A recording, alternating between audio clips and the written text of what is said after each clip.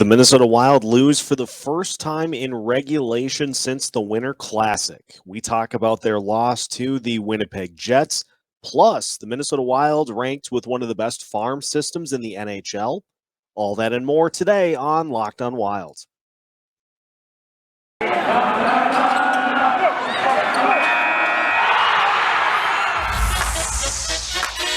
You're Locked on Wild, your daily podcast on the Minnesota Wild, part of the Locked On Podcast Network, your team every day.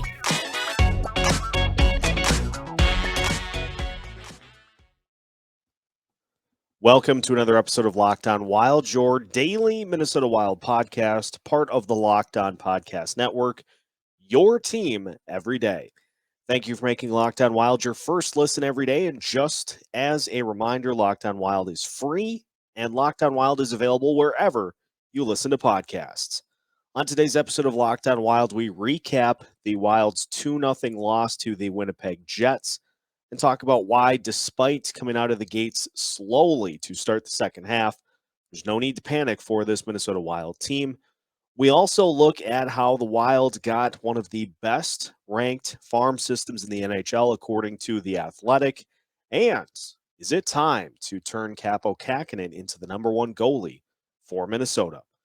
Welcome to today's show. My name is Seth Topal, host of Locked on Wild, veteran Minnesota sports content producer with over a decade's worth of experience covering your favorite sports teams here in the state of Minnesota, and now focusing full-time on the Minnesota Wild. Happy to have you along for a Wednesday edition of the show. Yes, last night's game was a little bit of a bummer, as the Wild ended up losing 2-0. First shutout of the season for the Wild, coming off of their first shutout that they had on the season. First time they were shut out last night at the hand of the Winnipeg Jets. And a lot of physicality in the game, and it's becoming more and more clear as we go that really one of the only things that can slow the Minnesota Wild down is lengthy layoffs. So they had the All-Star break after finally getting the schedule back and rolling consistently. The Wild had the All-Star break, and as a result, now have to kind of try to get back into rhythm after last night's loss. Not the best of performances by the Minnesota Wild, to say the least, but at the end of the day, not anything where we need to, throw up the caution flag or panic by any stretch of the imagination. We've just become so accustomed to seeing this Minnesota Wild team light everybody up that they go up against. And, coming into the game, Winnipeg obviously had this one circled on their calendar for what the Wild did to them the last time these two teams squared off, where the Wild won 7-1 at home. Obviously wanted to avenge that loss. This Winnipeg team also, they don't have a particularly strong fondness for the Minnesota Wild.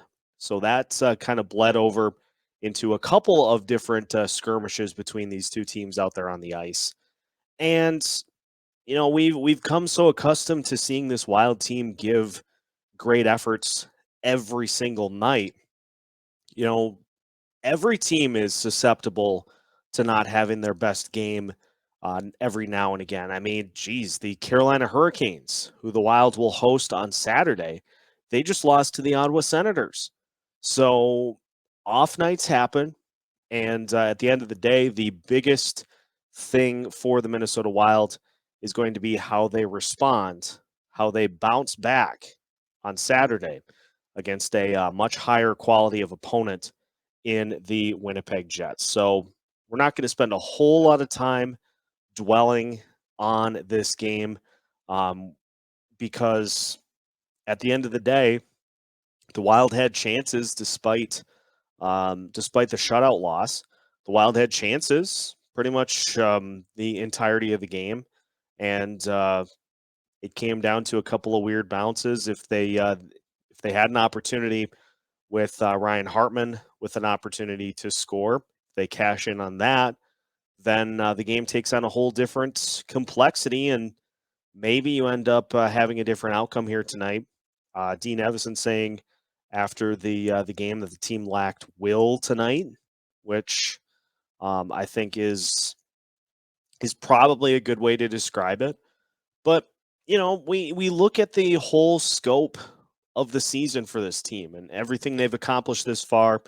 Bouncing back from the Winter Classic loss to go 9-0-1 in their last 10 games. I think we just kind of assumed that the results would just continue to pile up for this team and that there wouldn't be any sort of stumbling blocks at any point here during the season. But at the end of the day, it is the National Hockey League, and things happen that you don't necessarily expect to have happen sometimes. And so just got to regroup, just have to put this one behind them. Obviously, the start of a busy month of February with a lot of road games mixed in. So the Wild will get a chance to get some revenge on the Jets next week. But for now, all they got to do is just put this one in the rearview mirror. Now, the big thing to watch from last night's game, and we'll talk about Kaapo Kahkonen's performance in a little bit. The big thing to watch is going to be what the NHL does for Marcus Foligno, and if he receives any discipline for the fight in which he ended up taking it to a member of the Jets after some previous instances and altercations that happened during the game. This was a physical game with a bunch of scrums that happened. And so we're hoping that Foligno doesn't get suspended for too long. It seems pretty likely that he probably will get at least something for that play. But at the end of the day, we really can't react to it until we know what the punishment is going to be. So I don't take a whole lot from last night's game. Connor Hellebuck did what he needed to do to come away with the win, but at the end of the day, the Wild still had chances. This was just one of those rare nights that those chances don't lead to goals. So on to the next one. Bill Belichick made that a phrase that is, I don't think, used enough. We're on to the next one, and so I'll steal one out of his book after a kind of flat game against Winnipeg. We're on to Carolina, and that's, I think, the mentality that the Wild have to take is just flush this one, get Matt Dumba back for Saturday's game, wait and see what's going to happen with Marcus Foligno. And we're on to Carolina on Saturday. So a tough loss to start the second half, but just another game in the schedule. And the Wild have plenty coming up to try to right the ship. Now, we will continue the conversation because maybe it's time to talk a little bit more seriously. And I know we did here yesterday in talking about the goalie splits and how the Wild need to play this out between the pipes. And Kaapo again was great tonight, and so maybe we need to just kind of turn the page and start giving Kaapo more of a chance to continue to help this team. We'll talk about that more coming up next here on Locked On Wild. We've flipped to the month of February, and a lot of people are starting to run thin on their New Year's resolutions. But if you're continuing to stick to yours, whether it be to eat right or to look a little better, Built Bar is here to help. Have you tried Puffs? If you haven't, you're missing out on one of the best tasting Built Bars. Puffs are the first ever protein-infused marshmallow. They're fluffy, marshmallowy, not just a protein bar, but they are also a treat and covered in 100% real chocolate. Plus, Puffs have great flavors, including churro, coconut marshmallow, banana cream pie, and many more. Remember, all Built Bars are covered in 100% real chocolate, including Puffs. And most Built Bars contain 130 calories, 4 grams of sugar, 4 net carbs, and 17 grams of protein. Your average candy bar contains around 240 calories, 30 grams of sugar, and dozens of carbs. So if you're looking for a great treat to help you accomplish your goals, head to built.com. Use the promo code LOCKED15 to get 15% off your order. Again, use the promo code LOCKED15 for 15% off at built.com.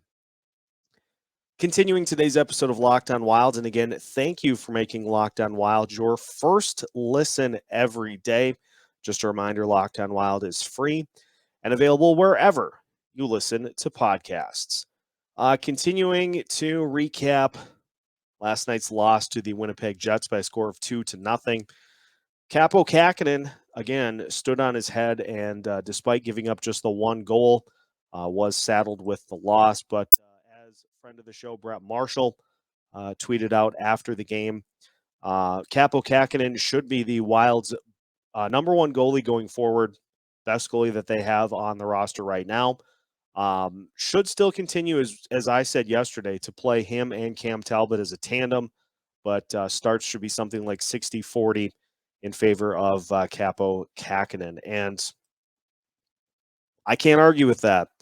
You know, we saw really good things from Cam Talbot last season. You know, going into the year, that was the one thing that the Wild needed from their goalie tandem was you just needed them to go from like dead last to even league average, and felt like the team could be really, really good. We saw that last year, and now this year, the goaltending has been more near the 20 to 25 range for this team, and thankfully the offense has been third best, which has led to the team being able to continue to win. But after that performance against the Winnipeg Jets, it's pretty clear that we're seeing Kaapo Kahkonen really turn a corner here to where he can be not just a backup goalie, where he can legitimately give this team a good chance to win on any given night. We talked about it again in yesterday's show. The run that Kaapo is on had a 6-0-1 record in the month of January, and that included the likes of going to Boston and beating the Bruins, beating a Bruins team that's in the playoffs right now. He went to Colorado and was able to help the Wild take that game to a shootout, a game they ultimately ended up losing, but Kaapo only gave up one goal in the shootout too, so played well against the Avalanche in that game. Also ended up being able to beat the New York Islanders. Now, on the surface, the Islanders not having a great season, but they were playing better going into that game. And you add that with tonight's performance, just one goal allowed. The second goal that the Jets scored was with the empty net. So just the one goal allowed, and that came on a Jets power play. Kaapo, I think it's safe to say, is having the best season of the two goalies. And so it's fair. It's absolutely fair to say that he deserves more of the starts than Cam Talbot does at this point in the season. Now, Talbot, obviously, a ton of wins this year, 18 of them. And so trying to reward a guy for winning a lot of games is certainly the tendency of teams is to try to reward good performances. But at the end of the day, this team has a ton of games coming up, and you got to go with what gives you the best opportunity to win said games. And it's trending more and more towards Kaapo Kahkonen every time he steps out onto the ice. Gives the team more than a good chance to win every time he's out there. And that's no coincidence. It's because he is starting to pick up more and more starts and is really, really earning additional playing time. So I'm with you, Brett. Thank you for getting that horn going with Kaapo because you look at some of the other numbers for Kaapo in the game. He was 7 of 7 in high danger scoring opportunities. He saved all 7 of those chances against the Jets. Expected goals allowed was 2.85. So with him in net, the Jets were expected to score just under 3 goals. And so Kaapo's goal saved above expected was 1.85, which is just about 2 goals saved above expected is really good. So another great performance, another indicator that Kaapo needs some more starts here down the stretch, and we'll see if Dean Evason and Bill Guerin oblige and give him what he's looking for. So, going to be a lot of fun to see how this plays out over the next few weeks. See how the start split goes. If it's 60-40, even if it's 55-45 in favor of Kaapo, I'm hugely in favor of that. 60-40 would probably be ideal. But if I know what Bill Guerin and Dean Evason are doing with this team, Kaapo's performances are not going unnoticed, and he was one of the sole reasons that this game stayed 1-0 up until the end. So did his job to keep the team in it. Let's reward the performance. We are going to finish today's show talking about the Athletic naming the Minnesota Wild one of the 3 best prospect systems in the entirety of the NHL. So we will jump to the prospect world a little bit to finish today's episode of Locked On Wild after this. BetOnline has you covered this season with more props, odds, and lines than ever before as football continues its march through the playoffs right up to the big game this weekend. BetOnline.net remains the best spot for all of your sports scores, podcasts, and news this season. And it's not just football. BetOnline has up-to-the-minute info on pro and college hoops, the NHL, boxing, UFC, along with live, real-time updates of current games. So don't wait to take advantage of all the new amazing offers available for the 2022 season, such as this one. The odds are in for the Super Bowl. Will the Bengals and Rams score more first-half points in the Super Bowl than total goals in the NHL on February 13th? Right now, the NHL is the favorite at minus 140, but first-half points in the Super Bowl is currently at plus 110.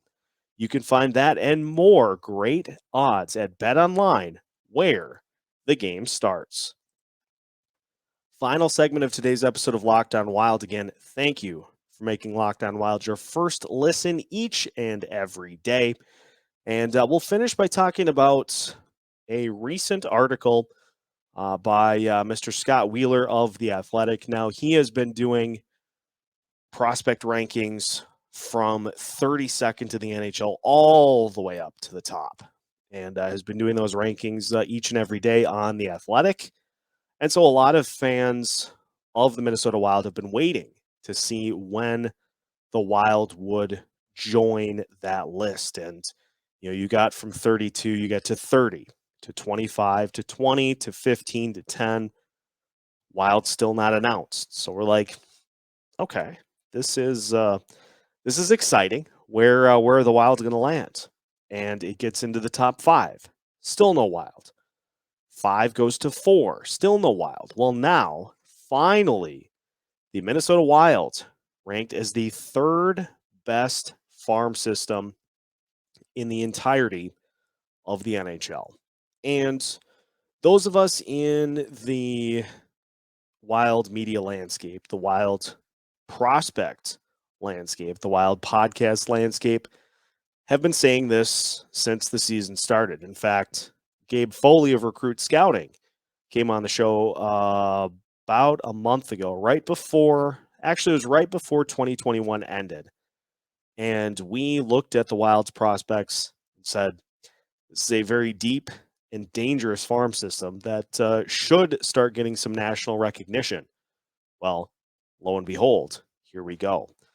It's pretty easy to see why Wheeler would rank the Wild as a top 3. I mean, they were ranked number 8 in his rankings last year for 2021. You've got the likes of Matt Boldy, who is his top-ranked prospect in the Wild system, who is coincidentally tearing it up at the NHL level right now. So obviously a prospect that is ready to make a huge statement and already has at the NHL level. So Wheeler just loves what Boldy brings to the mix, and he's showing it off at the NHL level. You've also got Marco Rossi, the second-ranked prospect according to Wheeler in the Wild's farm system, a point-per-game player in Iowa, and is going to get a chance to showcase his talents fully at either the end of this season or for sure next year. Third best prospect, according to Wheeler, is Jasper Wallstead. We've talked about him quite a bit here on this show. Is just continuing to tear it up in any league he plays in, working his way through the Wild's farm system. He'll make a mark on this team before all is said and done, and before too long.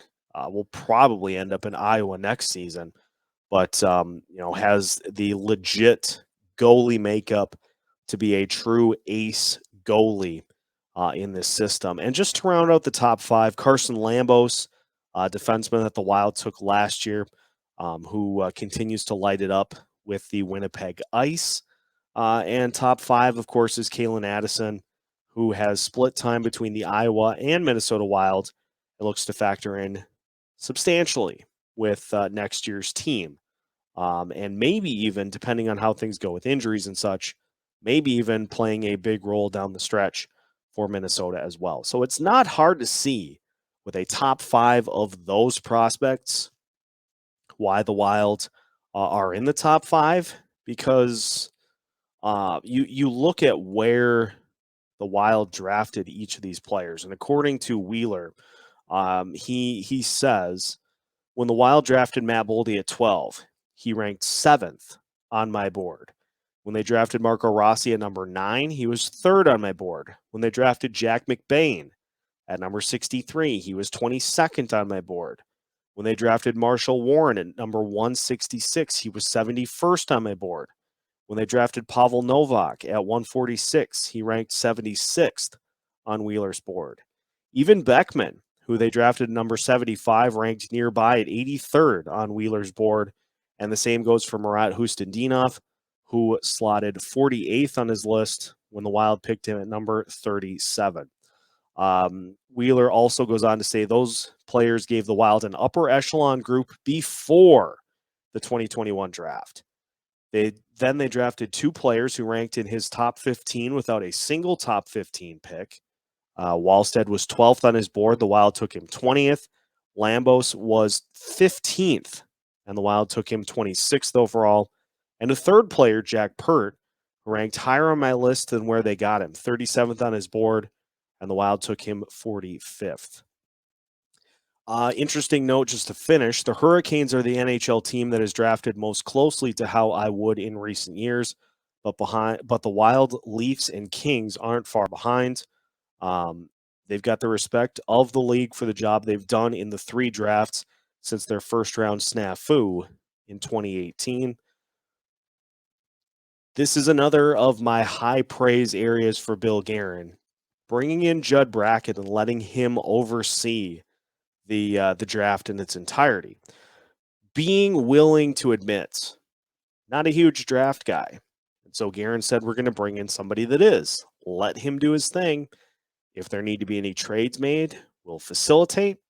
But Bill Guerin perfectly happy to step aside and allow Judd Brackett to handle the draft. And I mean, what more can you say? It is more than worked out so far for the Minnesota Wild, and looks like it's going to continue to for the next few years. So trying to find a little bit of a positive spin to end the night, despite the fact that the Wild lost to the Winnipeg Jets. So there you have it. third-ranked prospect system in the entirety of the NHL. So we got that going for us, and got a lot going the rest of the way, despite the loss. So that is going to finish today's episode of Locked On Wild. A big day for you tomorrow, as we've got episodes that we're recording with both Alexis Pearson of the Bar Down Beauties podcast and the Soda Pod. Isha and State of Hoppy will be joining as well.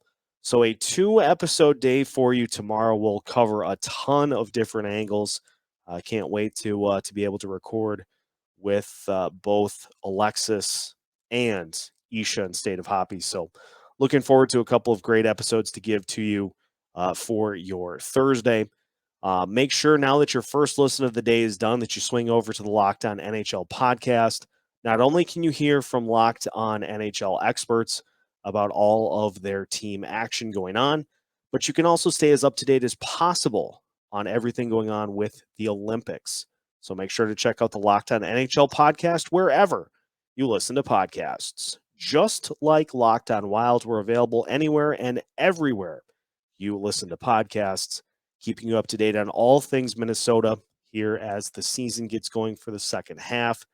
Make sure to check out our social media as well: Facebook, Twitter, Instagram, YouTube. You can find us on all of those platforms. Just search Locked On Wild to find everything you need to stay up to date on the Wild all season long. We've got new episodes dropping every Monday through Friday as part of the Locked On Podcast Network.